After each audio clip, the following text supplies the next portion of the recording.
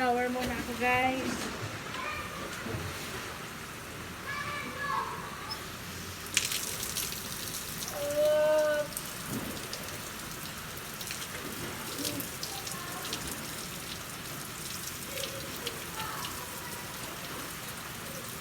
Ayan.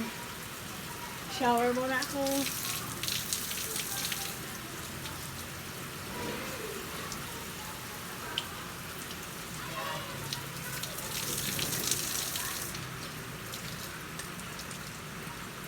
Tapos ako mag-shower, mag-ano na ako sa pool kasi stricto dito eh.